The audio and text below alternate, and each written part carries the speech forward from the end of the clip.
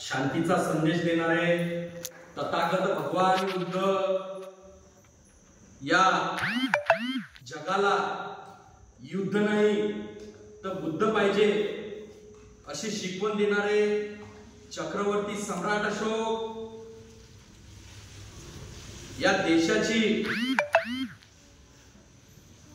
भारतीय राज्यघटना लिहून या भारत देशाला सोन्यासारखी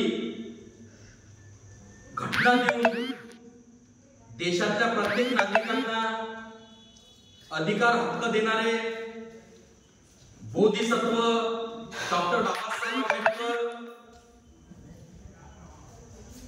या रयतेचं राज्य निर्माण करून इथल्या प्रत्येक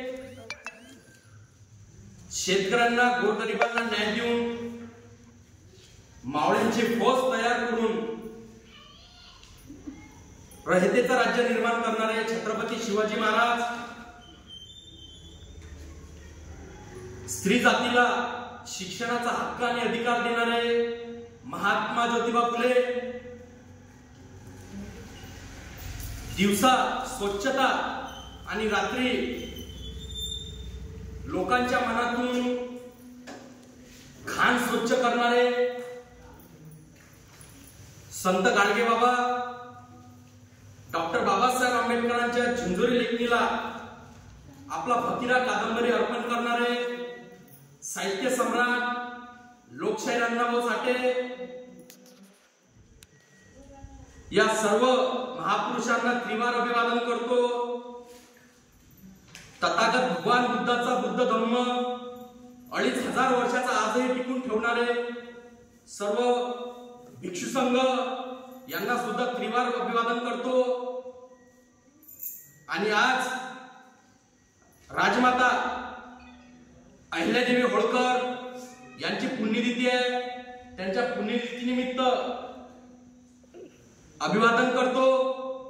जमलेल्या उपासक उपासिकांना मानाचा जय भीम करतो। आम्ही येण्याचा उद्देश येणाऱ्या 17 तारखेपासून महाबोधी महाविहार मुक्त झालं पाहिजे यासाठी गेल्या अनेक वर्षापासून आंदोलन चालू आहे। हे आंदोलन अनागरिक धम्मपाल यांनी सुरुवात केली।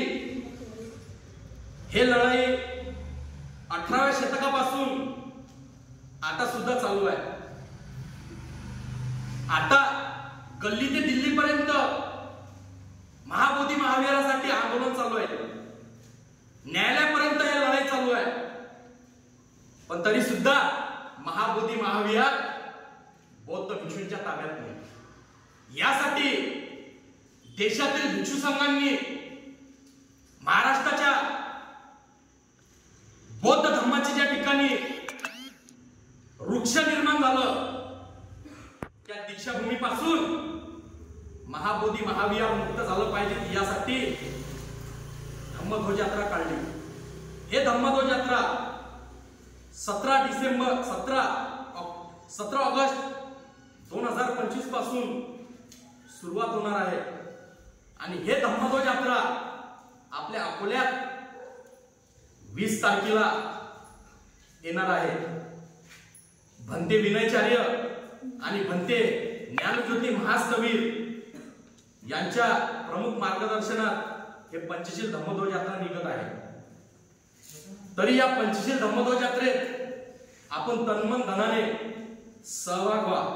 कशासाठी सहभाग व्हा तर हे बुद्ध विहार आज कोणाच्या ताब्यात आहे? महाबोधी महाविहार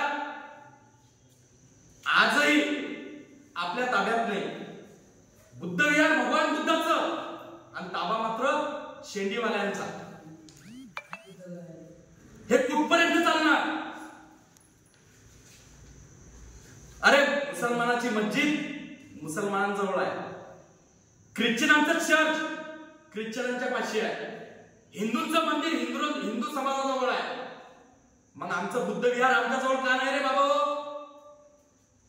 त्या ट्रस्ट मध्ये तुम्ही शेंडीवाले कसे काय घेतले तर परिपूर्ण ते ट्रस्ट फक्त आणि फक्त बौद्ध भिक्षूंची असली पाहिजे, या मागणीसाठी ही लढाई आहे. हे बुद्ध विहार कोणी निर्माण केलं? चक्रवर्ती सम्राट अशोकांनी या जम्बूद्वीपात 84,000 बुद्ध विहार निर्माण केले. त्या 84,000 बुद्ध विहारातलं सगळ्यात पहिलं बुद्ध विहार म्हणजे महाबोधी महाविहार आहे. ज्या ठिकाणी भगवान बुद्धाला